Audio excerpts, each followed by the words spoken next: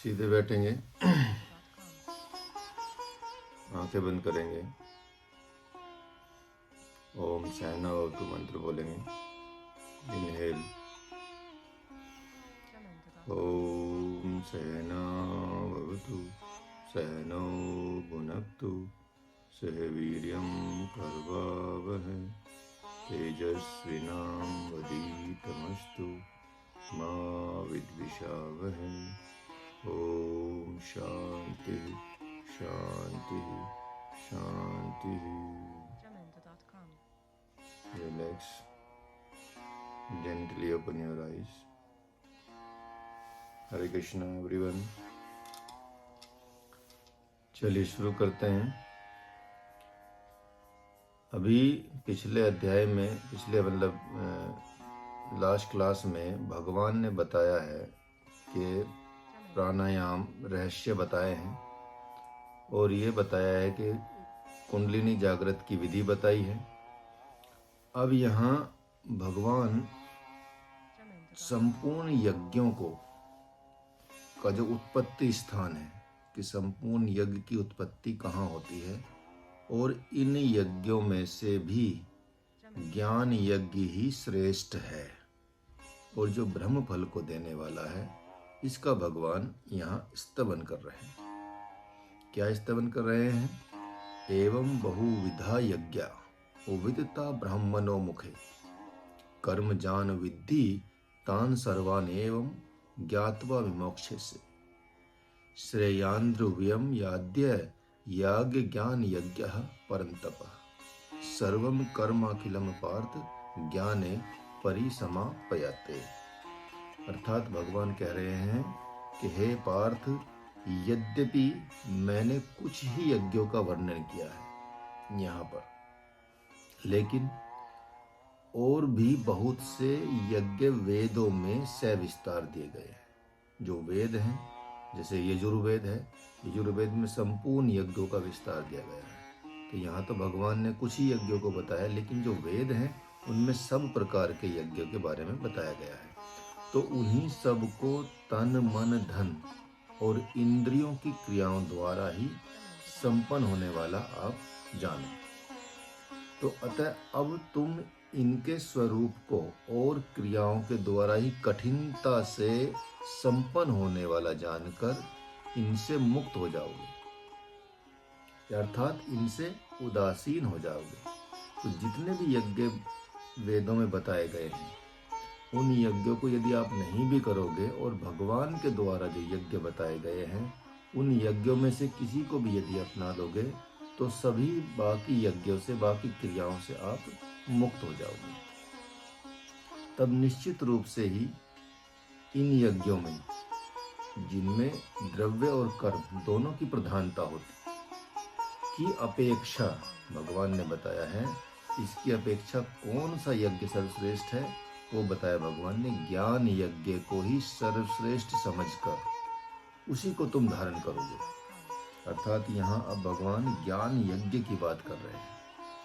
तो भगवान बोल रहे हैं कि क्योंकि है परंतप संपूर्ण संचित प्रारब्ध और क्रियमान कर्म ज्ञान में ही विलीन हो जाते हैं, अर्थात ज्ञान में ही वे समाप्त हो जाते हैं। इसका मतलब है कि जितने भी हम कर्म कर रहे हैं, और चाहे यज्ञ के भी कर्म कर रहे हैं, यजुर्वेद में जो बताए गए कर्म है, ऋग्वेद में जो स्तवन किया गया है किसी भी देवता का, देवी का, उन सब का यदि उन सब को विलीन करना है, उन सब कर्मों को विलीन करना है, संचित कर्मों को विलीन करना है, प्रारब्ध कर्मों को विलीन करना है, क्रियामान कर्मों को विलीन करना है, तो वे कहाँ? ज्ञान में ही विलीन होते हैं, अर्थात ज्ञान यज्ञ में ही वो समाप्त होते हैं। यहाँ भगवान इस तरह की बात कर रहे हैं। तो प्रभु ने इस मंत्र के द्वारा संपूर्ण यज्ञों का जो फल केवल ज्ञान यज्ञ में ही भली प्रकार प्रतिष्ठित हो जाने से प्राप्त हो जाता है, ऐसा कहकर निश्चित रूप से अपने आत्म जिज्ञासुओं को परम विश्राम देने का प्रयत्न किया। सोचिए, आश्चर्य की बात तो यह है कि भगवान ने वेद से प्रकट हुए, जितने भी वेद से प्रकट हुए, संपूर्ण यज्ञों को द्रव्य यज्ञ की संज्ञा देगी। क्यों? क्योंकि ये तो सब द्रव्य को प्राप्त करने वाले। कोई भी यज्ञ करता है अपने संपत्ति के लिए करता है, अपने कष्टों के निवारण के लिए करता है, धन दौलत के लिए करता है, संबंधों के लिए करता है, मतलब कुछ भी जो भी यज्ञ बताए हैं वेदों में, उनको भगवान ने सबको द्रव्य यज्ञ की संज्ञा दी। अर्थात ज्ञान यज्ञ को छोड़कर संपूर्ण यज्ञों को अत्यंत तुच्छ करके रख दिया। यहाँ भगवान सबसे ऊपर रख रहे हैं, जितने भी वेदों में यज्ञ दिए गए हैं उन सब से ऊपर रख रहे हैं ज्ञान यज्ञ को, इसलिए कि वे संपूर्ण यज्ञ क्या हैं? आसन, असन, वसन, देश, काल, अवस्था, शुद्धि, अशुद्धि तथा विधि निषेध की अपेक्षा रखने वाले तथा अति कठिनता से ब्रह्म फल को देने वाले होते हैं। किंतु ज्ञान यज्ञ एकमात्र सद्गुरु की अपेक्षा से रखने से अति सुख साध्य और शीघ्र अतिशीघ्र ब्रह्म फल को देने वाला होता है। अर्थात जितने भी यज्ञ होते हैं आप देखेंगे उन सब यज्ञों में आसन होना चाहिए, असन वसन वस्त्र, खाना पीना, देश काल परिस्थिति और बहुत शुद्धि होनी चाहिए।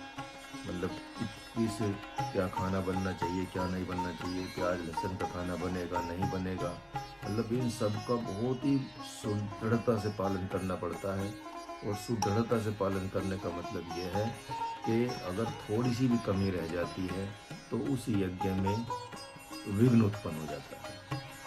अगर आप स्वच्छता का ध्यान नहीं रखते, आप प्योरिटी का ध्यान नहीं रखते, खाने में भी, बैठने में, उठने में, वस्त्रों में, परिस्थिति में शुद्धि अशुद्धि का बहुत ध्यान रखना पड़ता है, विधि निषेध का ध्यान रखना पड़ता है कि कौन कौन सी विधि इसमें निषेध है, कौन कौन सी किस यज्ञ में विधि की जाती है। तो इतना ज़्यादा पवित्रता का ध्यान रखते हैं, इतना ज़्यादा ध्यान रखते हैं, तब बहुत कठिनता से वो यज्ञ ब्रह्मफल देते हैं। किंतु भगवान ने कितना सरल कर दिया कि इतने सारी झंझटों को छोड़ के सिर्फ एकमात्र, आप देखेंगे सिर्फ एकमात्र यदि ज्ञान यज्ञ क्या है कि यदि एकमात्र आप सद्गुरु की अपेक्षा से रखते हैं और सद्गुरु के सरेंडर हो जाते हैं, भगवान के सरेंडर हो जाते हैं, तो ये यज्ञ बड़ा ही सुख साध्य हो जाता है। इसलिए बहुत सारे ग्रंथ ऐसे हैं जिनके लिए आपको बहुत पवित्रता की जरूरत होती है पढ़ने से पहले। यदि वेद पढ़ेंगे, पुराण वेद पढ़ेंगे, इस तरह के जो और भी श्रीमद् भागवत, श्रीमद् देवी भागवतम पढ़ेंगे या और भी ग्रंथ ऐसे पढ़ेंगे जिनमें पवित्रता की आवश्यकता होती है। लेकिन यदि आप भगवत गीता पढ़ेंगे, यदि आपको ऐसा समय नहीं है कि आप नहा नहीं सकते, आपको ऐसा समय नहीं है कि आप किसी परिस्थिति में कोई चीज़ नहीं कर सकते शुद्धता की, तो भी आप इनको पढ़ेंगे तो उतना ही फल देंगे। मतलब यदि हम देखा जाए तो कई ग्रंथ ऐसे होते हैं कि छू भी नहीं सकते, मंदिर में प्रवेश नहीं कर सकते आप। जब कई बार महिलाओं का एक समय आता है महीने का, 5 दिन का, 4 दिन का, उस वक्त में आप भगवत गीता पढ़ सकते हैं, उस वक्त में आप रामायण पढ़ सकते हैं, उस वक्त में आप और ऐसे ही कई ग्रंथ छोटे छोटे पढ़ सकते हैं जिसका जिक्र बता चुके हैं। तो इसलिए इतना सुख साध्य हो जाता है ये यज्ञ, ज्ञान यज्ञ देने वाला जाता है। जब आप गुरु की आज्ञा में चले जाते हो या सदगुरु की अपेक्षा रखने लगते हो, तो ये बात भगवान यहाँ बता रहे हैं कि ज्ञान यज्ञ ही सर्वश्रेष्ठ यज्ञ है और सब द्रव्य यज्ञों से भी ऊपर है। क्योंकि तीसरे अध्याय में महात्मा अर्जुन का प्रश्न था कि ज्ञान और कर्म में कौन श्रेष्ठ है, तो प्रभु ने यहाँ स्पष्ट कर दिया है कि कर्म योग से ज्ञान ही श्रेष्ठ है, क्योंकि संपूर्ण कर्म की परिसमाप्ति ज्ञान योग में ही होती है। अर्थात यहाँ भगवान ये कहना चाहते हैं, गूढ़ रहस्य बताना चाहते हैं कि जो कर्म है, कर्म भी आपको ज्ञानवान होकर ज्ञान यज्ञ में ही स्थिति स्थापित होकर करना पड़ेगा। आपको ज्ञान में स्थित होना पड़ेगा, तब ही कर्म आपका अच्छा कर्म हो सकता है। तो यहाँ तो यह बात अलग है कि इस ज्ञान योग में जिसने साधु पुरुष का सेवन नहीं किया, जिसे सद्गुरु प्राप्त नहीं है, जिसने पूर्व जन्मों में ज्ञान का साधन नहीं किया है, उसके लिए यह श्रेष्ठ होते हुए भी श्रेष्ठ नहीं है। जैसे सूर्य सबके लिए सुखदायक है, लेकिन जिसे बुखार लगा है उसके लिए तो दुखदायक है। प्रभु ने कहा है कि ज्ञान में स्थित होकर करोगे कर्म और फल होगा ब्रह्म। गुरु आज्ञानुसार करोगे ज्ञान यज्ञ, फल मिलेगा ब्रह्म। महात्मा अर्जुन ने कौतूहलवश पूछा कि जिस ज्ञान योग की श्रेष्ठता बता रहे हैं वह कहाँ प्राप्त होता है और किस अवस्था में प्राप्त होता है और किस काल में प्राप्त होता है। तो यहाँ भगवान ने बताया कि देखो कि ज्ञान में स्थित होकर करोगे तो आप कर्म, लेकिन उसका क्या फल मिलेगा? उसका फल मिलेगा ब्रह्म प्राप्ति।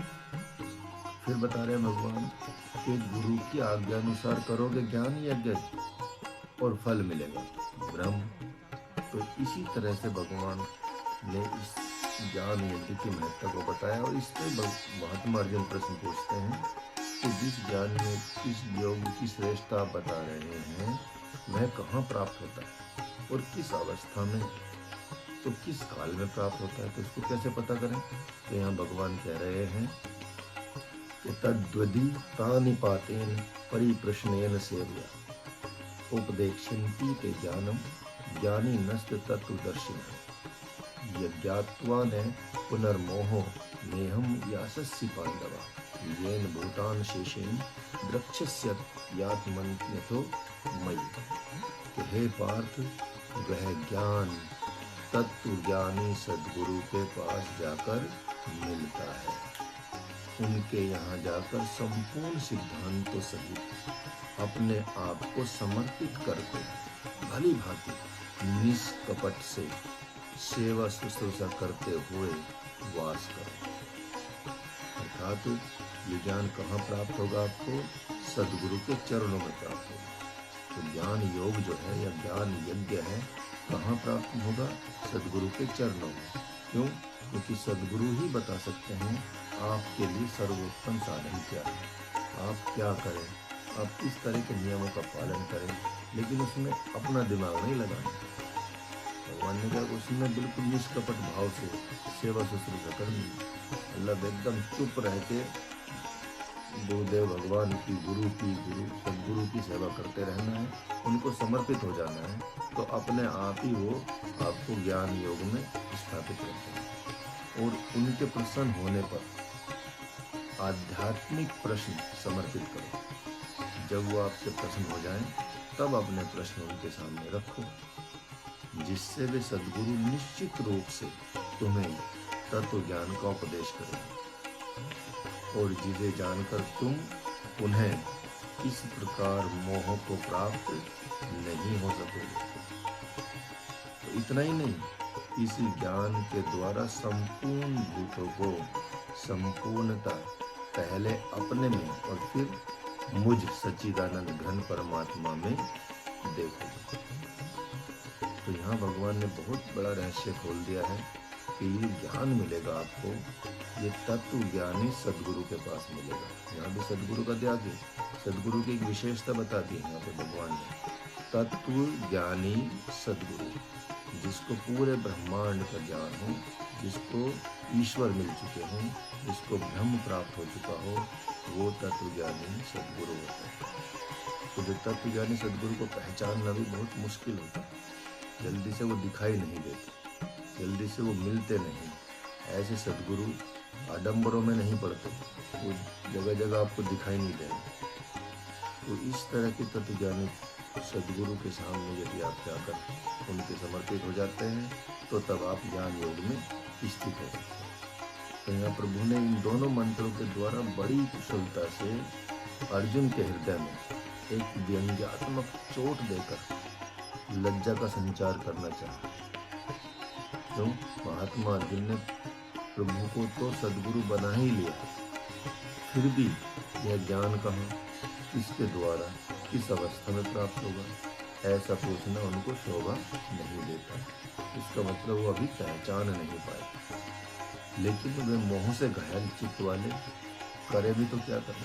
वो तो इतने मोह में बस गए हैं, इतने परिवार के मोह में बस गए हैं कि वो सामने सद्गुरु साक्षात नारायण खड़े हैं उनको भी असली रूप को अभी तक पहचान ही नहीं पा रहे।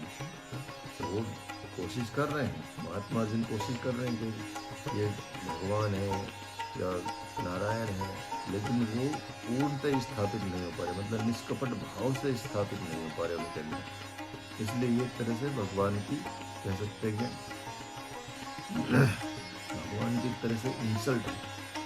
तो यहाँ जैसे नारद जी की बंदर के से जैसी मुखाकृति को देखकर भगवान शंकर के दो गण मधुर व्यंग के द्वारा परस्पर में विनोद किए जा रहे थे और बोल रहे थे, क्या छवि है, क्या सुंदरता है, देख रहे हो मित्र, क्यों नहीं सृष्टि में ऐसी सुंदरता तो भगवान विष्णु की भी नहीं सुनी जाती।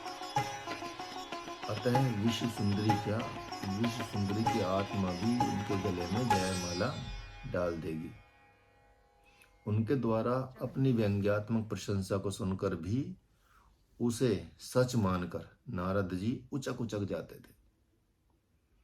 ओहो, प्रभु की माया की मार कैसी होती है, आप देखिए।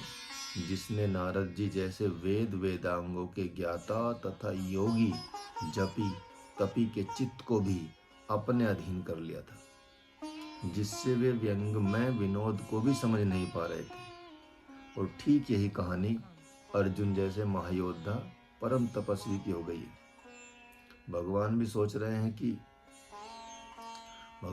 सोच रहे हैं कि किसके पाले पड़ गया मैं आज, कि पहले तो इसने गुरु बना लिया और जब मैं आत्मज्ञान की गंगा बहाने लगा तब ये पूछ रहा है कि ज्ञान योग रूपी गंगा कहाँ से मिलेगी। भगवान को विवश होकर उपहास भी करना पड़ रहा है कि किसी ज्ञानी पुरुष के पास जाओ जहां वह तुम्हें आत्मज्ञान का उपदेश कर दे, जिससे इस प्रकार की अज्ञानता को तुम पुनः स्वीकार नहीं कर सकोगे। इतना ही नहीं, वह स्वयं बता देगा कि तुम्हारे सहित यह सारा संसार कृष्ण में है और तुम्हारा कृष्ण तुम्हारे सहित संसार और संसार के संपूर्ण प्राणियों में समाया हुआ है। तो यहाँ ये बड़ी विचित्र बात हो रही है कि सामने साक्षात नारायण खड़े हैं, साक्षात सदगुरु खड़े हैं, सदगुरु बना भी लिया है, फिर भी उनसे पूछ रहे हैं कि कहाँ मिले।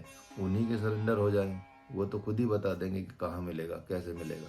जबकि वो बता रहे हैं कि कहीं भी जाओगे तुरंत फिर वो आप यहीं भेजेंगे कि ये सारा संसार ही कृष्ण में है और तुम्हारा संसार ही कृष्ण है।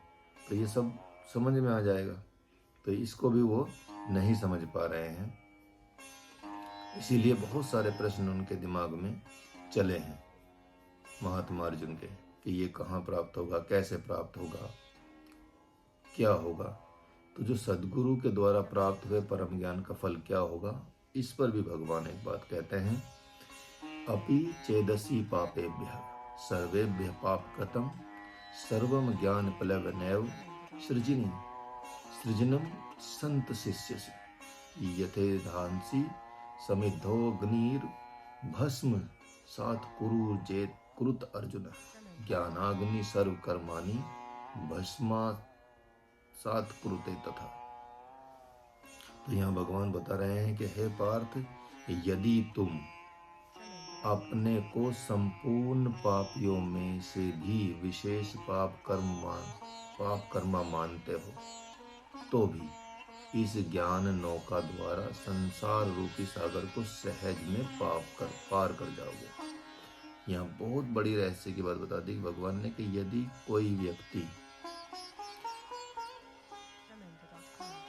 अपने संपूर्ण पापियों में यदि सबसे बड़ा पापी भी हो, मतलब पापियों में भी विशेष पाप कर्म करने वाला हो, उसके बाद भी, क्योंकि अर्जुन समझ रहे हैं कि ये तो बहुत बड़ा पाप लग जाएगा, मैं अपने संबंधियों को, पितामह भीष्म को, गुरु को, इनके साथ युद्ध करूंगा, इनको यदि ये मेरे हाथों से मर गए तो फिर मुझे तो बहुत महापाप लग जाएगा। तो भगवान ने यही कहा कि देखो, यदि तुम संपूर्ण पापियों में से भी विशेष पाप कर्म मानते हो अपने आप को, तो भी यदि इस ज्ञान नौका में बैठ जाते हो, इस ज्ञान योग को धारण कर लेते हो, इस ज्ञान यज्ञ को करते हो, तो भी संसार रूपी सागर को सहज में ही पार कर जाओगे।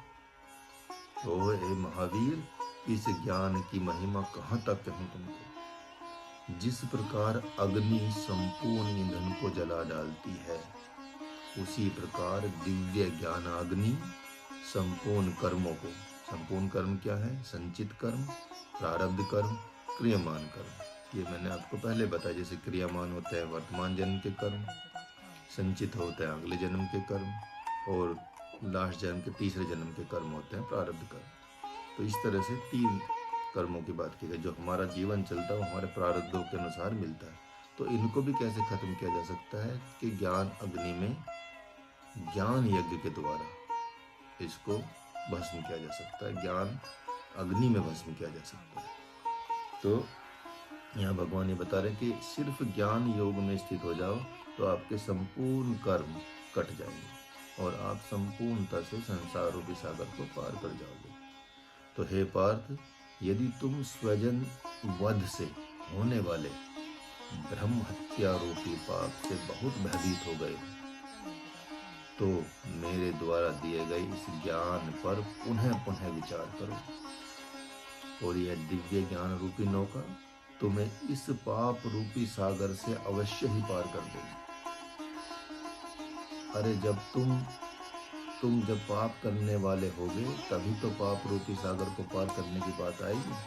और जब तुम पाप ही नहीं करोगे, जब दिखाई पड़ेगा कि तुमने इसे मारा ही नहीं बल्कि ऐसी प्रकृति की अवस्था ही थी, फिर मन में शोक संताप कैसे कहाँ रहेगा? और वैसी अवस्था में कैसी नौका और कैसा मोहरूपी नदी? ये तो एक औपचारिकता मात्र ही है जो तुम्हारे से मैं कह रहा हूँ कि ज्ञान रूपी नौका से पाप रूपी नदी को पार कर जाओगे।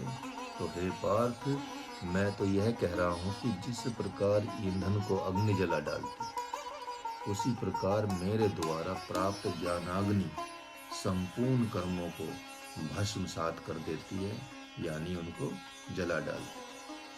तो कि जो कर्म तुम करने जा रहे हो वो कर्म तुम्हारा नहीं है, वो तो प्रकृति की ऐसी व्यवस्था मैंने की है। भगवान ने यह बताया कि ये इस तरह से ही सिस्टम चलेगा, इसमें तुम्हारा कोई लेना देना नहीं है, तुम इसमें कुछ नहीं कर सकते, ठीक है। और यदि तुम इस मोह रूप में फंसे रहोगे तो फिर तुम्हारा कभी उद्धार नहीं हो सकता। इसलिए तुम क्या करो कि तुमको सिर्फ जो मैं बता रहा हूँ उतना करते जाओ, तो तुम सभी कर्मों से मुक्त हो जाओगे। क्योंकि जो ज्ञान अग्नि मैं तुमको दे रहा हूँ उसमें सारे तुम्हारे कर्म जल के भस्म हो जाएंगे। तो भयवृत्ति अति गहरे में होती है और वही भयवृत्ति महात्मा अर्जुन के सामने प्रकट हो गई। वे पाप कर्म होने की आशंका से इतने भयभीत हो गए हैं, इतने भयभीत हो गए हैं कि भगवान को किसी भी ज्ञान में सिद्धांत को देकर यह कहना पड़ रहा है कि तुम्हें पाप नहीं लगेगा। हर बात में, हर अध्याय में यही बात कर रहे हैं भगवान कि भाई तुम जो मैं बोल रहा हूँ तो वो करो, कि तुम अपने तरफ से नहीं कर्म कर रहे, तुम तो सिर्फ जो मैं बोल रहा हूँ वो कर्म, तो वो तुम्हारा कर्म नहीं होगा, वो मेरा कर्म होगा। और मैं कर्म के बंधन में पड़ता नहीं, मुझे कर्म बांध नहीं सकते, क्योंकि मेरा कोई उद्देश्य, मेरा कोई निमित्त नहीं होता, कोई मेरा हेतु नहीं होता, कोई मेरा उद्देश्य नहीं होता किसी कर्म को लेकर। तो मैं प्रकृति के लिए करता हूँ, तो इसलिए तुम्हें भी कोई पाप नहीं लगेगा। तो प्रत्येक अध्याय में भगवान को यह वाक्य जगह जगह पर ही कहना पड़ता है आपको। धर्मात्मा सोचता है कि कहीं स्वप्न में भी पाप न हो जाए, और पापात्मा सोचता है कि धर्मात्मा बच न जाए। दोनों की दो प्रकार की सोच है। दुर्योधन को पांडव ही अपने पाप रूप कर्म का फल दिखाई पड़ रहे हैं, और जल्दी ही से जल्दी वह इन्हें इस तरह से सदा सर्वदा के समाप्त करना चाहता है। रावण भीषण को पाप रूपी फल समझकर अपने देश से निष्कासित कर देता है। कंस अपने महात्मा पिता को अपना पाप समझकर कारागार में डाल देता है। उन असुरों की दृष्टि में उनके स्वच्छंद जीवन जीने में ये धर्मात्मा पुरुष ही बाधक दिखाई पड़ते। और वही कहानी महात्मा अर्जुन की हो गई। उन्हें भी शील संकोच और भौतिक मर्यादा के कारण से महत पापात्मा गुरुजन की पुण्यात्मा ही दिख रही। जो पापात्मा है, जितने भी गुरुजन, उनको पुण्यात्मा दिख रहे हैं, इसलिए वे अपने पुण्यात्मा समझकर, उन्हें पुण्यात्मा समझकर उनका वध नहीं करना चाहते। हाँ, यद्यपि महात्मा अर्जुन को पाप स्पर्श नहीं करेगा, लेकिन तो भी भगवान कह रहे हैं कि माना कि गुरुजनों के वध से होने वाली पाप रूपी नदी तुम्हें आगे बढ़ने से रोक देगी। तुम स्वयं से तैरकर उसे पार नहीं कर पाओगे। लेकिन मेरी इस दिव्य ज्ञान रूपी नौका पर तुम बैठ जाओ, फिर देखो कि तुम सहज में ही कैसे पार कर जाते हो। तो यहाँ लगता है कि महात्मा अर्जुन को यह युक्ति जच नहीं रही। वे तो मन में सोच रहे हैं कि मुझे तो पाप लगे ही नहीं, ऐसा उपाय क्यों नहीं बताते भगवान। तो यहाँ तो फिर कंफ्यूज हो गए अर्जुन। भगवान कह रहे हैं कि अगर तुम्हें पाप लगेगा भी, तुम सोच रहे हो कि पाप लगेगा, तो तुम मेरे इस नौका में बैठ जाओ तो तुम्हें कोई पाप नहीं लगेगा। तो फिर अर्जुन सोच रहे हैं कि क्यों ना ऐसी चीज़ बताते कि पाप लगे ही नहीं। ऐसे क्यों बोला कि पाप लगेगा, फिर मेरी नदी में बैठ जाओ, मेरी नाव में बैठ जाओगे तो तुम पार हो जाओगे। तो यहाँ तो अर्जुन बोल रहे हैं कि सीधा सीधा ये बात बता दो कि जिससे पाप ही ना लगे। तो मतलब अर्जुन का कहना है कि वो इस युद्ध को ही टाल दें। इसलिए वे सोच रहे हैं कि इसलिए प्रभु ने अगला मंत्र जो बताया है, यथै धांसी समित दौगनी, कहकर उन्हीं के मन की बात की भगवान। और प्रभु ने स्पष्ट कर दिया कि चाहे किसी भी प्रकार का कर्म हो, यदि अपने पास ज्ञानाग्नि है तो वह उसे वैसे ही जला देती है जैसे अग्नि ईंधन। तो ऐसा आप क्यों करें? मतलब उनको इतना ज्ञान नहीं हो पा रहा है कि जिन महात्माओं ने, जो सामने महात्मा खड़े हैं, जो सामने भीष्म पितामह खड़े हैं, जो सामने द्रोणाचार्य खड़े हैं, कृपाचार्य खड़े, जो जितने भी लोग सामने खड़े हैं, जिनको मोहवश अर्जुन आ रहे हैं, उन्होंने इस ज्ञान में ध्यान नहीं दिया, इस ज्ञान यज्ञ में ध्यान नहीं दिया कि उन्हीं की वजह से तो ये युद्ध हो रहा है। यदि वो इन चीज़ों को काटते, इन चीज़ों को मना करते जो हो रही थी, जब चीरहरण हो रहा था, उनकी संपत्ति, उनको वनवास दिया जा रहा था, उनको गालियां दी जा रही थी, उनको मारने की कोशिश की जा रही थी, वो उस पर सब चुप रहे उस टाइम पर। किसी ने उसका साथ, मतलब पांडवों का साथ नहीं दिया, सीधा दुर्योधन का साथ दिया। उनको तब वो नहीं दिखाई दे रहा, क्योंकि ज्ञान, वो सिर्फ उस मोह में बंधे हो गए कि ये मेरे गुरु हैं। तो यही भगवान ये बात कर रहे हैं कि ऐसा आप क्यों कह रहे हैं? क्योंकि भगवान के ऐसा कहने से तो यह सिद्ध होता है कि किसी के पास ज्ञानाग्नि है तो वह भले चोरी चकारी बदमाशी करे, उसे पाप स्पर्श करेगा ही नहीं। ऐसा नहीं है। तो भगवान का कहना तो ऐसा है ही नहीं, बल्कि उनका कहना है कि आत्म जिज्ञासु कर्म योगी या ज्ञान योगी के द्वारा जागृति विद्या स्वप्न में भी पाप कर्म तो होगा ही नहीं, और जो कुछ भी होगा उससे एक आदर्श परंपरा की स्थापना होगी। आज तक ऐसा देखा ही नहीं गया है कि किसी निष्काम कर्म योगी या ज्ञान योगी के द्वारा पाप कर्म हुआ हो। सोचिए, तो अपी चेदसी पापे, भगवान मानो यहाँ कह रहे हैं कि आप विवशतावश बहुत से पापों और पुण्य को करते हुए ही घर से अशांत होकर सदगुरु के पास पहुँचते हैं, लेकिन वहाँ पहुँचते ही आप अब पापी न रहे। भगवान ने सदगुरु के पास जाने का फल ही इन मंत्रों के द्वारा प्रकाशित किया। तो मानो वे कह रहे हैं कि सदगुरु मिल गया तो अपने आप को आप पापी मत समझना, क्योंकि सदगुरु उन्हीं को मिलता है जो पापी नहीं है। किसी न किसी जीवन में, जरूरी नहीं है कि प्रोसेस एक ही जीवन में कंप्लीट हो जाए, लेकिन उसका एक प्रोसेस होता है, तब आपको सदगुरु मिल जाता है। तो नहीं तो अन्यथा दोष ही हो जाएगा, क्योंकि पापी और पापी का तथा पापी और पुण्य आत्मा का मिलन तो होता है, लेकिन पापी और परमात्मा का मिलन नहीं होता। परमात्मा का मिलन तभी होगा किसी व्यक्ति से जो पुण्य आत्मा होगा, पुण्य आत्मा के साथ ही परमात्मा का मिलन होगा, नहीं तो नहीं होता। यहाँ ये भगवान स्पष्ट कह रहे हैं। इसलिए हमको पुण्य कर्मों की तरफ आगे अपने आप को बढ़ाना चाहिए और बढ़ना चाहिए। तो यहाँ आप देखते ही हैं कि पापी और पुण्यात्मा एक साथ रह लेते हैं। जैसे कैसे रह लेते हैं? जैसे बेटा चोर है और माँ साध्वी है, बेटा राक्षस है और माता पिता संत है, लेकिन तो भी साथ साथ रह लेते हैं। और ऐसा भी देखा जाता है कि पिता शराबी है, जुआरी है, वैश्यागामी है, और पुत्र जितेंद्रिय है, ब्रह्मचारी है, साधु स्वभाव का है, तो भी एक साथ रह लेते हैं। लेकिन पापी और परमात्मा को एक साथ रहते नहीं देखा गया। उसी प्रकार जो पापात्मा शिष्य और सद्गुरु को एक साथ रहते नहीं देखा गया। अर्थात इसका मतलब ये है कि जैसे ही आपके पापों का, पूर्व जन्म के कर्मों का भी, पाप को भी, जैसे जैसे उनका मतलब समाप्ति होती जाएगी और उनको वो भस्म होते जाएंगे, वैसे वैसे आप सद्गुरु की तरफ बढ़ते चले जाएंगे। अर्थात सद्गुरु के साथ भी और भगवान के साथ भी मिलन उन्हीं का होता है जो पुण्यात्मा है। तो इसी न्याय से आत्म जिज्ञासा को लेकर, यदि आप में आत्म जिज्ञासा है, यदि जिज्ञासा, यदि आपके अंदर मन की इच्छा है कि मैं भगवान को प्राप्त करूं या मैं सद्गुरु को प्राप्त करूं, तो उसी क्षण से आपके अंदर सद्गुरु की तरफ बढ़ने का एक, कह सकते हैं कि ललक उत्पन्न हो जाएगी।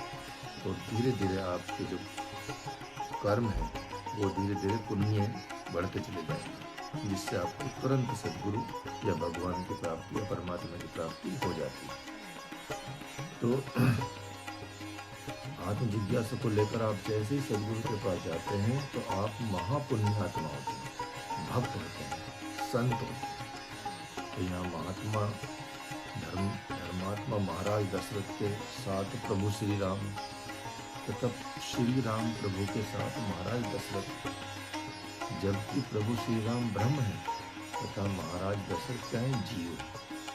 कभी जीवन में अधर्म नहीं किया महात्मा दशरथ ने, इसीलिए जब वे प्रभु श्री राम के साथ। उसी प्रकार भगवती कौशल्या, सुमित्रा तथा सारे के सारे अयोध्यावासी प्रभु श्री राम के साथ, सारे के सारे पुण्यात्मा, और उनका समर्पणमय जीवन ऐसा है कि सद्गुरु ब्रह्म ऋषि वशिष्ठ उन सबके जीवन में जीते हैं। इसलिए वे सभी महात्मा हो जाते हैं और जीवन मुक्त हो जाते हैं। मतलब भगवान के साथ रहने की वजह से ही सबकी, मतलब कह सकते हैं कि सबका निस्तारा हो जाता है, सबका कल्याण हो जाता है। तो यहाँ भगवान कह रहे हैं कि हे पार्थ, ये सब तो मरे हुए ही लोग हैं, इन तुम्हारे विपक्षियों का वध करना तो एक विनोद करना है। इन लोगों की मृत्यु तो तभी हो गई थी जब इन लोगों ने तुम लोगों को राज्य से निष्कासित कर दिया था। अरे तुम कैसे कहते हो कि स्वजन से होने वाले घात को ब्रह्म हत्या का पाप कहते हो? तुम समझते हो कि बड़ा भारी पाप हो जाऊंगा, लेकिन मैं कहता हूं कि ऐसा हो ही नहीं सकता। यदि तुम मुझे सचमुच में सद्गुरु मानते और जानते हो तो मेरी आज्ञा अनुसार तुम्हारे से हुआ जो महापाप भी पुण्य हो जाएगा। अतः तुम शोक संताप क्यों करते हो? उठो, गांडी उठाओ और युद्ध करो। तो यहाँ भगवान सीधा सीधा कह रहे हैं कि यदि आप कोई भी कर्म कर रहे हैं, उसमें यदि गुरु की आज्ञा हो जाए, गुरु का, सदगुरु का कह सकते हैं कि स्वीकृति हो जाए, भगवान की आज्ञा से करें, उस आज्ञा से किए हुए कर्मों को आप, मतलब जितने भी हैं वो महापाप भी आपका पुण्य हो जाता है यदि आप उनकी आज्ञा से करते हैं। इसलिए भगवान ने 3 कर्मों की बात की है यहाँ पे भगवत गीता में। कर्म जो पहले बता चुके हैं, अकर्म भी बता चुके हैं और विकर्म भी बता चुके हैं, जिसको विशेष कर्म कह सकते हैं या विशेष परिस्थिति में होने वाले कर्म को विकर्म कहते हैं। तो भगवान ने यहाँ एक कड़ी के रूप में विकर्म को दिया है कि कर्म और अकर्म के बीच की एक कड़ी है जिसको विकर्म कहते हैं। यदि उसको ज्ञान में स्थापित होकर आप समझ जाएं कि वास्तव में विकर्म क्या है, तो आप निश्चित रूप से समझ जाएंगे कि ये जो ज्ञान है या ये जो कर्म है ये कैसे काम करते हैं। तो यहाँ भगवान आगे बताते हैं कि न ही ज्ञानेन सदृश्यम पवित्र में ही विद्यते तत्स्वम योग संसिद्धि काले नात्मनि विन्दति श्रद्धावालभते ज्ञानम तत्पर संसेन्द्रिय ज्ञानम लब्धा पराम शांति मरीचेरना गच्छति। तो यहाँ भगवान कह रहे हैं कि इस संसार में ज्ञान के समान तन, मन, वचन, हृदय को पवित्र करने वाला अन्य कोई साधन भी नहीं है। उस ज्ञान को बहुत काल से ज्ञान में स्थित होकर किए हुए कर्म योग के द्वारा साधक अपने आप ही आत्मा में प्राप्त कर लेता है और परम ज्ञान को सदा सर्वदा तत्परता के साथ ज्ञान प्राप्ति के साधन में लगा हुआ जितेंद्रिय और श्रद्धावान साधक ही प्राप्त करता है। तो मतलब है जो भी इस साधन में लगा उसको जितेंद्रिय होना चाहिए, इंद्रियों पर संयम होना चाहिए और श्रद्धा सबसे बड़ी चीज है। यहाँ भगवान ने जो बताया श्रद्धावान लभते, ये बहुत बड़ा मंत्र है, सूत्र है कि श्रद्धावान साधक ही इसको प्राप्त करता है। इस प्रकार वह परम ज्ञान प्राप्त कर शांति, परम शांति और परम निर्वाण को अविलंब प्राप्त होता, उसमें देर नहीं लगती। सोचिए, श्रद्धा बहुत बड़ी चीज है। यदि आपके अंदर किसी के प्रति यदि श्रद्धा ही नहीं है तो वो काम संपूर्णता से कर ही नहीं सकता। चाहे आपके माता हो, पिता हो, गुरु हो, आचार्य हो या सदगुरु हो, भगवान हो, यदि आपकी संपूर्णता से श्रद्धा नहीं है तो फिर वो बात आ ही नहीं सकती। तो यहाँ भगवान मानो कह रहे हैं कि इस ज्ञान का जो गूढ़ात्मक रहस्य तुमको दे रहा हूँ, यह तुमको ही दे रहा हूँ। तुमसे मैंने इसे पुरातन काल में गर्भ में भी कह दिया था, जब तुम्हारे तन मन वचन हृदय आदि की सृष्टि हुई थी। जन्म जन्म से किसी विशेष कारण से मैं मौन हो गया था, अब पुनः वह योग आ गया है। इसलिए अब मैं तुम्हारे लिए फिर वक्ता बन गया हूँ और उसी ज्ञान को पुनः दे रहा हूँ।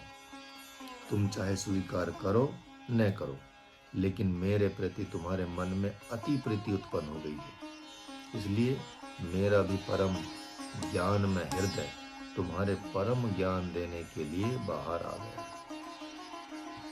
अतः उठो, जागो और ज्ञान में स्थित होकर इस युद्ध रूपी कर्म योग में प्रवृत्त हो जाओ। और मैं समझता हूँ कि तुम्हारे लिए इस दिव्य कर्म योग से बढ़कर कोई अन्य साधन नहीं है जो तुम्हें स्वर्ग से परे अपवर्ग दे सके। यहाँ भगवान इतनी बड़ी बात सीधा सीधा कह रहे हैं महात्मा अर्जुन को, लेकिन फिर भी महात्मा अर्जुन के मन में संकोच ही बना रहता है। श्रद्धा वालम बते तत्पर है सन, ये तेंद्रिय है।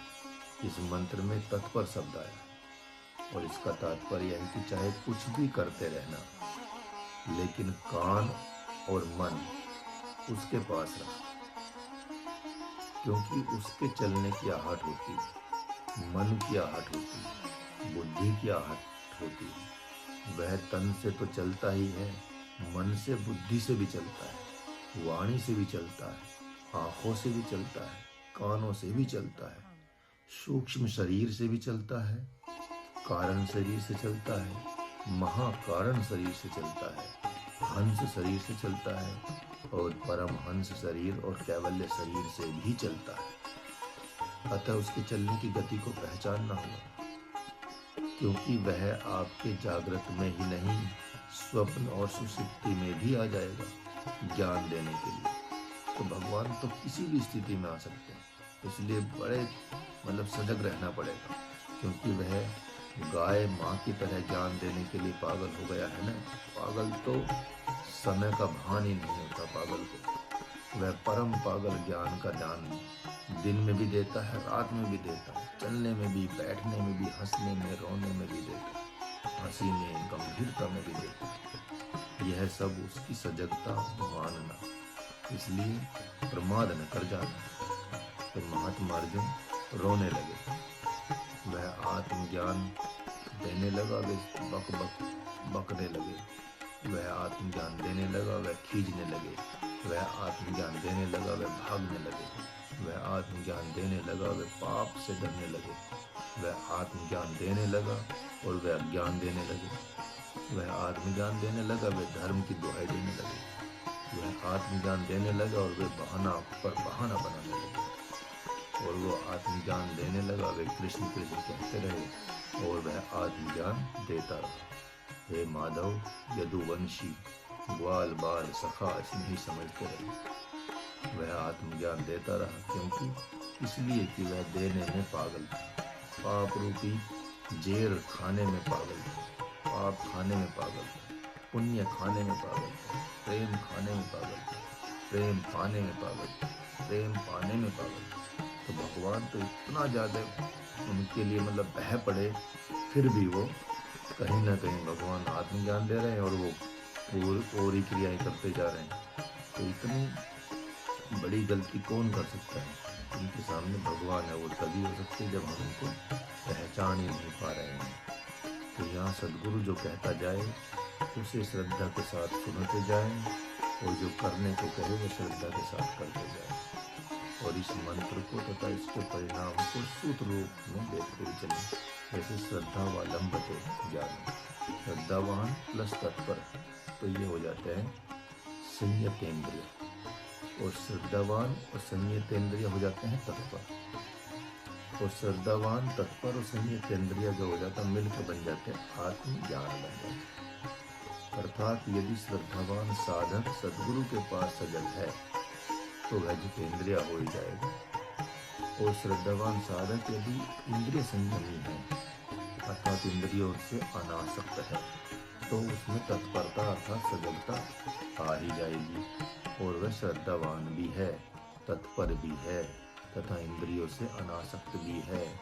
तो वह दिन दूर नहीं जब वह अपने आप को ब्रह्म पद में स्थित हुआ देखेगा, परम शांति परम ज्ञान में प्रतिष्ठित अपने आप को देखेगा। तो यहाँ सदगुरु में भी अश्रद्धा होती देखी जाती है, इसलिए यह मंत्र साधक को सदा सावधान रखने के लिए कहता है। जब महात्मा अर्जुन जैसे श्रद्धावान की श्रद्धा भगवान की तरफ से बिखर सकती है, तो आप सोचिए आप अपनी श्रद्धा पर पूरा का पूरा विश्वास न करें, क्योंकि प्रतिकूलता की बाढ़ आने पर भी श्रद्धा के वास्तविक स्वरूप का पता चलता है। तभी पता चलता है जब प्रतिकूलता आती है, तभी हम भगवान को भी कुछ न कुछ कहने लगते हैं। भगवान पर मतलब श्रद्धा विश्वास डग जाता है कि ऐसा कैसे हो सकता है, इसका मतलब भगवान नहीं है। इस तरह की परीक्षाएं आती हैं, अगर आपकी पूर्ण श्रद्धा नहीं है तो उस परीक्षा को आप फेल कर जाएंगे और पास नहीं कर पाएंगे। तो इतनी बाढ़ आ जाती है। भगवान ने इस मंत्र में सर्वप्रथम श्रद्धावान कहा, क्रियावान नहीं, क्योंकि गुरु के प्रति जो ब्रह्म भावना है वह बिखर न जाए। भगवान ने भी, गुरुदेव ने भी अपनी आंखों से एक आत्मज्ञानी संत के पास देखा कि किसी अपवाद शिष्य को छोड़कर सारे के सारे शिष्य क्रम से उनके प्रति दोष दर्शन होता गया और वे सभी बिखरते गए। जबकि किसी साधक ने वहाँ 12 वर्षों तक कठोर सेवा की थी, किसी ने तो 20-25 वर्ष तक कठोर सेवा की, और वहाँ साधक की असधिकता में माया की मार पड़ती देख कर गुरुदेव आश्चर्यचकित हो जाता। इसलिए भगवान यहाँ साधकों को सावधान कर रहे हैं कि वे सच्चे अर्थों में देख लें कि क्या वे मुमुक्षु हैं, क्या वे आत्मजिज्ञासु हैं।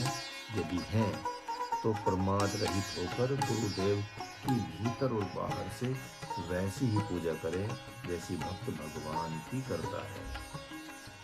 यदि उपरोक्त मंत्र के अनुसार नहीं चलते तो भगवान आगे क्या कहते हैं, बता रहे हैं कि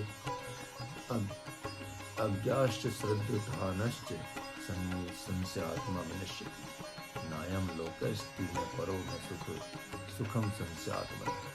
तो हे पार्थ, जो अविवेकी हैं, सदगुरु के प्रति श्रद्धाहीन है, वैसी संस्यात्मा पुरुष निश्चित ही नष्ट भ्रष्ट हो जाता है।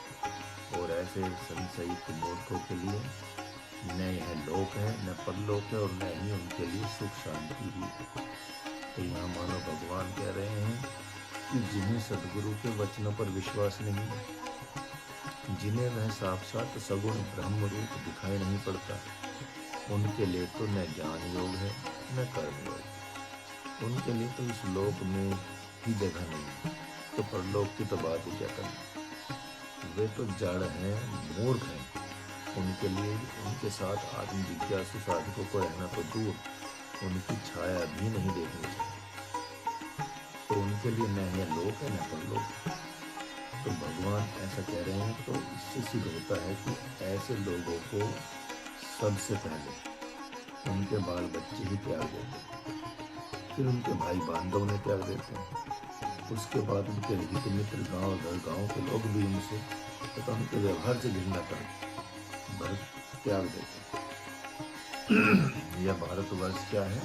भारतवर्ष तो एक संतों की भूमि है, इसलिए यहाँ संतों का ही साम्राज्य रहना चाहिए। राजतंत्र में यही कारण है कि राजा का सद्गुरु ही आत्मा हुआ करता है। वैसी शास्त्रीय आदर्श परंपरा का त्याग कर देने वाला मूर्ख यहाँ दिन रात दुख दर्द से कराता हुआ आए नहीं भरेगा तो क्या करेगा? तो स्वयं तो सद्गुरु संत के प्रति समर्पित है नहीं, और यदि नहीं है और चाहता है कि बाल बच्चे उसके प्रति समर्पित होते हैं, ऐसे कैसे हो सकता है? वह संस्यात्मा पुरुष को कहता है कि ये संत और सद्गुरु के वेश में पृथ्वी पर भार स्वरूप है, और ऐसे अपाहिजों को घर बैठे बैठे मतलब मेवे मिले, वो माल में खीर पूड़ी मिले और वो ऐसे कचरते रहे, तो भारत भूमि पर रहने का अधिकार नहीं है उनको। इसी कारण से वृद्धावस्था आने पर उन मूर्खों के बाल बच्चे भी ठीक यही बात उनके लिए कहा करते हैं कि क्या बक बक कर रहे हो, न आँख से दिखता है न कान से सुनाई पड़ता है, तो भी बकरे की तरह मैं करते रहते। पृथ्वी के भार हो गए हो, लेकिन तो भी अपने को बड़ा बुद्धिमान समझ बैठते। करना धरना कुछ है नहीं, बल्कि करने धरने में कुछ बाधा ही डालना है। यदि इतने ही बुद्धिमान रहते तो उल्लू की तरह दिन भर क्यों बैठे रहते? कोई तो आकर पास बैठता, कोई तो आकर अपनी समस्या का समाधान कराता। पाप करते करते दिन रात बीत गया, इसलिए भगवान का नाम भी आपको स्वीकार नहीं कर रहा है। इसलिए ऐसे लोगों को जागृत में क्या स्वप्न में भी सुख शांति प्राप्त नहीं होती। तो जब भगवान यहाँ देखते हैं कि जब युद्ध भूमि में देखते हैं तो भगवान मानो महात्मा माध्यम से कह रहे हैं कि हे पार्थ, ये पितामह भीष्म, आचार्य द्रोण, कृपाचार्य आदि संस्यात्मा पुरुष तुम्हारी ही तरह इनके मन में मेरे प्रति संशय बना रह जाए। मेरे ही प्रति क्यों? इन लोगों ने तो अपने सद्गुरु भगवान परशुराम से भी अपने संशय का निवारण नहीं कराया, और संशय का निवारण कराना तो दूर, इन स्वाभिमानियों ने भगवान परशुराम की बातों पर विश्वास ही नहीं किया। जब मैं तुम लोगों का दूत बनकर धृतराष्ट्र की सभा में उपस्थित हुआ तो भगवान परशुराम ने तो स्वयं वहां प्रकट होकर धृतराष्ट्र से कहा था कि हे राजन, आपके पास जो दूत बनकर आए हैं वे देवकी नंदन यशोदा नंदन द्वारकाधीश तो कहने मात्र को हैं, वे तो शुद्ध सच्चिदानंद घन परमात्मा हैं, अंतर्यामी नारायण है। जगत हितार्थ प्रकट होने वाले नित्यानंद का आप हृदय से स्वागत करें। स्वागत ही क्यों है राजन, आप तो इनके शरणागत हो जाएं, और ये शरणागत रक्षक हैं, ये अब भी आपके अपराधों को क्षमा कर सकते हैं। तो हे पार्थ, भगवान परशुराम के इस संदेश रूप उपदेश को धृतराष्ट्र के साथ साथ इन महानुभावों ने भी सुना था, जितने भी ये लोग हैं, तो भी इनका संशय निवारण नहीं हो सका, और आज ये तुम्हारे विपक्षी नहीं हमारे विपक्षी होकर सामने खड़े। अतः यदि तुम भी इन्हीं लोगों जैसी मूर्खता को स्वीकार करते हो तो सुख शांति जागृत में क्या स्वप्न में भी नहीं मिलेगी। अब यहाँ भगवान इसलिए कुछ अंतिम श्लोकों में कह रहे हैं, ये चैप्टर अभी खत्म हो जाएगा 5 मिनट में। योग संसिष्ट कर्माणं ज्ञान संचित संशयम् आत्मवन्तं न कर्माणि निबंधन्ति धनंजय तस्माद् ज्ञान संभूतं हृत्यस्थं ज्ञानात् सिनात्मनं चित्तनैवं संशयम् योगमात् तिष्ठोत्थित भारत। के हे धनंजय, अपने इस नाम को भी सार्थक करो। भौतिक धन से तो तुम धनवान हो ही, अब आध्यात्मिक धन से भी धनवान हो जाओ, और जो मैंने आत्मचिंतन दिया है उस ज्ञान से संशय को छिन्न भिन्न कर सकाम कर्मों को त्याग दो और योग में स्थित होकर युद्ध करो। क्योंकि हे पार्थ, आत्मज्ञानी पुरुष को कर्म नहीं बांधते। इसलिए हे भारत, हृदय में स्थित अज्ञान से उत्पन्न होने वाले संशय को परम ज्ञान रूपी तलवार द्वारा छेदन कर विश्व विकर्म रूप कर्म में स्थित होकर युद्ध के लिए खड़े हो जाओ। तो ये जो कर्म करा रहे हैं भगवान, ये विकर्म करा रहे हैं, ना कर्म करा रहे हैं ना कर्म करा रहे हैं, ये विकर्म करा रहे हैं। कर्म अकर्म विकर्म के बारे में आपको पहले ही बता ही चुके हैं कि जो कर्म होता है बेसिकली वो जो शास्त्रों के अनुकूल होता है उसको कर्म कहते हैं। ठीक है, जो शास्त्रों में जिसको कहने की बात की गई उसको हम कर्म कहेंगे। ठीक है, और जो शास्त्रों में निषिद्ध किया गया है उसको क्या कहेंगे? अकर्म कहेंगे। शास्त्रों में निषिद्ध कर्म को अकर्म कहा जाता है। ठीक है, जो शास्त्रों में निषिद्ध कर दिए गए हैं। लेकिन यहाँ तीसरे तरह के जो कर्म होते हैं विकर्म, वो होते हैं बेसिकली जिनको शास्त्र कहने के लिए मना करता है, लेकिन यदि परिस्थिति हो ऐसी और धर्म संगत हो जाए वो काम जिससे समाज कल्याण हो, धर्म का कल्याण हो और शास्त्र के विपरीत भी हो, उस विशेष कर्म को विकर्म कहते हैं। यहाँ यही भगवान ने बात की है कि अपने गुरुजनों को, पितामहों को मारना नहीं चाहिए, लेकिन जब पितामह और गुरुजन ऐसे हो कि वो दुराचारी का साथ देते हों तो उनका भी मतलब रहना सही नहीं है। उनको भी आप उनके अगेंस्ट खड़े हो सकते हैं और उनको समाप्त कर सकते हैं। ठीक है, तो वो फिर दुखदाई हो जाते हैं और समाज के लिए अगर उनका अंत होगा तो वो सुखदाई होगा, वो समाज कल्याण के लिए होगा, धर्म कल्याण के लिए होगा। तो यहाँ विकर्म की यही बात भगवान यहाँ कहते हैं। तो इस तरह के मंत्रों की भगवान ने यहाँ बात की है। तो यहाँ आगे जो बता रहे हैं भगवान, यहाँ बता रहे हैं कि मानो भगवान कह रहे हैं कि उठो पार्थ उठो, मैं समझता हूँ कि तुम्हारा शोक संताप अब दूर हो गया। गांडी उठाओ और आग्ने शास्त्र से सारे ईंधन में आग लगा दो। ठंड लग रही है, मुझे भरपेट ताप लेने दो। तुम्हारी ठंड तो राज्य मिलने पर आ जाएगी, लेकिन मेरी ठंड तो युद्ध प्रारंभ होते ही आज ही चली जाएगी। अरे ये क्या, अभी तुम्हारा चित्त स्वस्थ नहीं हुआ? ऐसा कहकर प्रभु ने एक बार फिर अर्जुन की तरफ घोर दृष्टिपात किया। संजय के आश्चर्यचकित होते ही धृतराष्ट्र ने पूछा कि क्या हुआ संजय, सहसा बोलना क्यों बंद कर दिया? कुछ आश्चर्य सा देख रहे हो क्या? हाँ राजन, प्रभु ने महात्मा अर्जुन से सब कुछ कह दिया। वे ऐसा समझ रहे हैं कि निश्चित रूप से अब अर्जुन का शोक मोह भ्रम सब दूर हो गया होगा। अतः इसी आशा और विश्वास से भरकर उठो पार्थ उठो, जल्दी करो, ऐसा भगवान कह रहे हैं। तो संजय ने कहा, ये बात संजय ने कही। और अर्जुन? धृतराष्ट्र ने पूछा। कुछ चेतना आई है महाराज, कुछ आंखों में प्रकाश सा आ गया है, संजय ने कहा। आंखों में प्रकाश आ गया है तो क्या प्रबुद्धता भी आ गई? धृतराष्ट्र ने पूछा। संजय ने कहा, प्रबुद्धता पूरी तरह से तो आई हुई नहीं लग रही है महाराज। यही नहीं लगता, कुछ प्रश्न करने को उद्यत हो रहे हैं। उनकी मुद्रा से तो यही प्रतीत हो रहा है। अब पुनः प्रश्न करेंगे क्या? धृतराष्ट्र ने चकित होकर पूछा। संजय, आज तो माधव ने ज्ञान दिया है, उस ज्ञान को तो सुनकर मैं कृत्य हो गया हूँ। तो क्या कहते हैं राजन?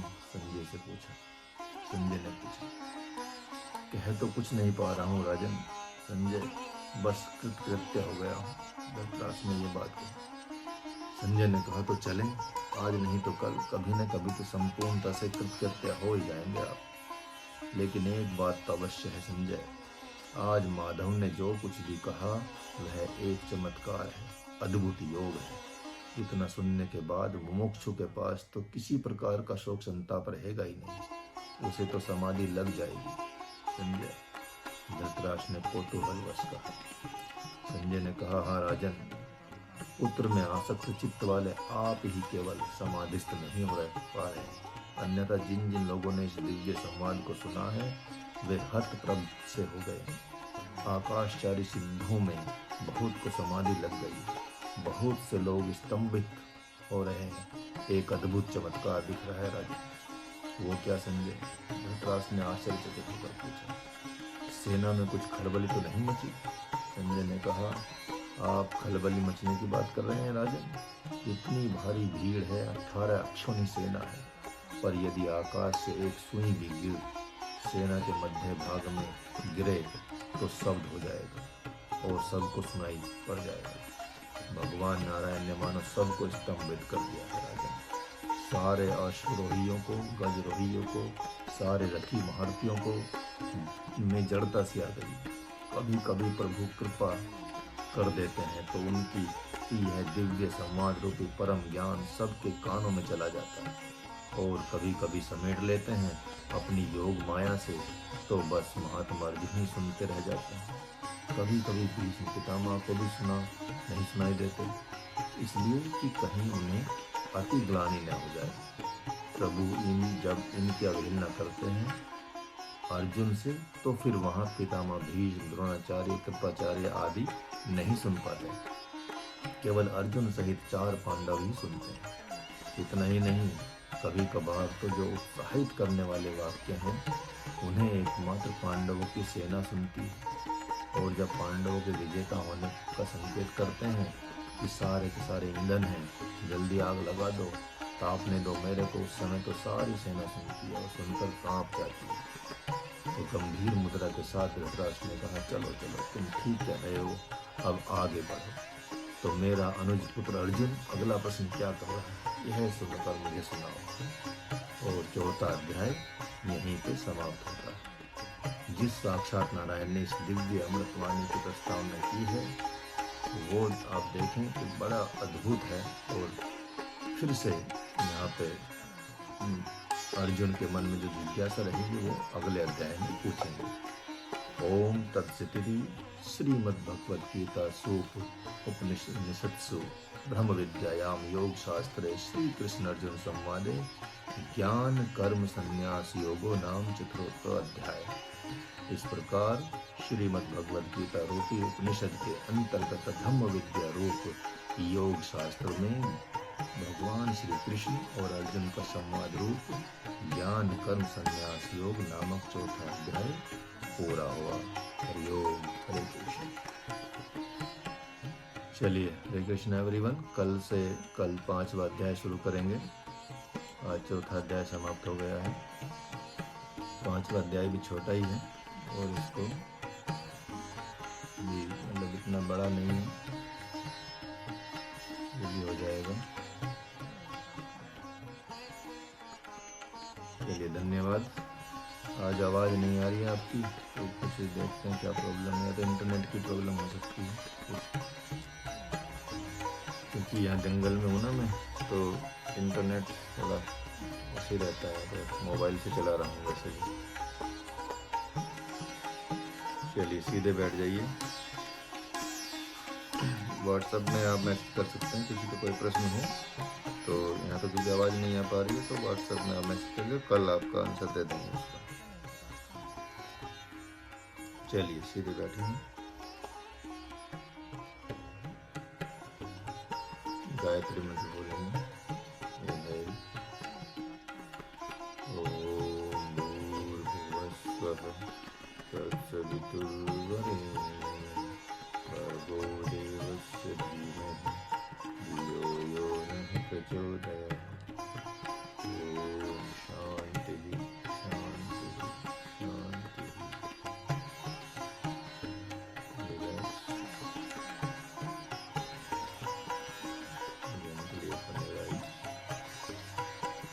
नमस्ते, हरे कृष्णा एवरीवन। चलिए, कल मिलते हैं। कल नया साल भी है। आज रात को 12 बजे शुरू हो जाएगा, और कल मेरा जन्मदिन भी है। हालांकि कोई ज़्यादा वो नहीं है, लेकिन फिर भी 1 तारीख को होता है। चलिए, आवाज़ नहीं आ पा रही है। आप कल बात करें, कल आ जाएगी आवाज़। धन्यवाद। हरे कृष्ण।